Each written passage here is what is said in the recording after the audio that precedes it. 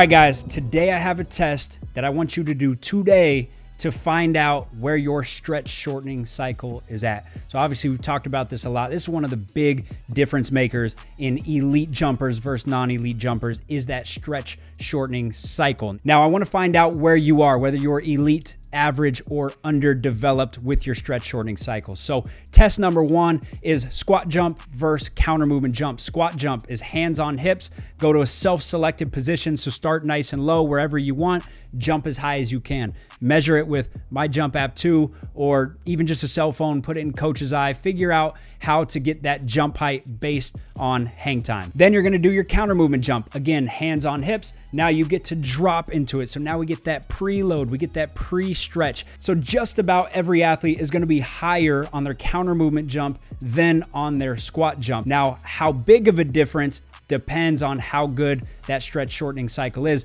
Some studies have shown in elite volleyball players, we should be between 20 and 30% higher on the counter movement jump.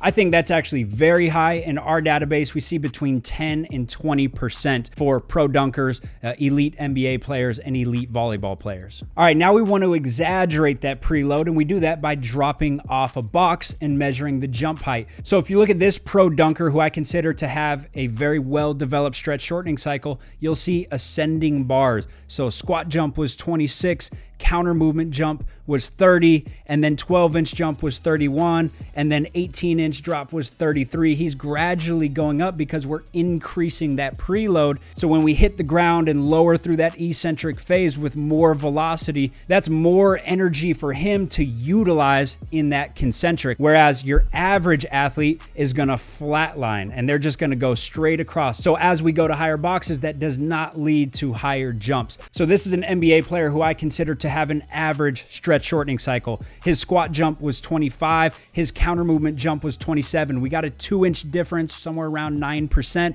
just under where we want to be to get in that 10 to 20% range, but right around there. But notice that those bars flatline. So we go to that 12-inch box and he's still at 27 inches. We go to the 18-inch box, he's still at 27 inches. So that increased preload is not actually leading to a higher jump. Keep in mind, I think most of you listening to this would be this type of athlete where you do not see a significant increase in vertical jump. Now, some of you guys do have next level stretch shortening cycles, and you would be more like that first athlete where we do have the ascending bars. Now, if we look at one of our NBA players with what I consider to be an underdeveloped stretch shortening cycle, squat jump 25, counter movement jump 26, 4% difference. That's way under that 10 to 20% difference. And we confirm that with our depth jump testing as well. So 12-inch box, we're down at 24 inches.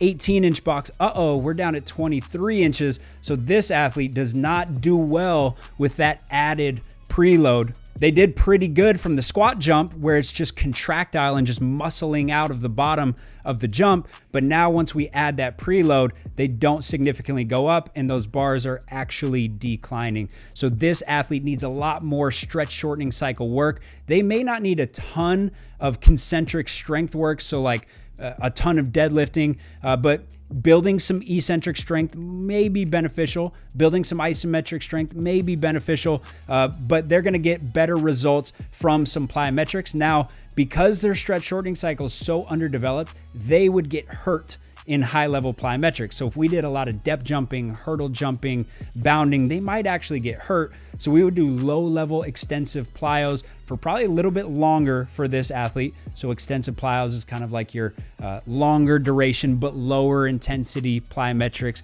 50% bounds, repeat jumps, but not for maximal height, jump rope for longer durations, but lower intensity. And then when this athlete does do maximal jumping, we would not repeat. So if we did a maximal hurdle jump where it's standing position over a hurdle jump, he would land and do a double hop and then jump again. So I wouldn't want him rapid yet because he's probably going to get injured or at least flare up some patellar tendinopathy because he does not do a good job at utilizing that elastic energy and using that stretch shortening cycle. So this athlete would probably progress a lot slower, but do keep in mind, there's probably still a lot of potential for increased jump height because his stretch shortening cycle is so underdeveloped, and we can train this through proper plyometric progressions.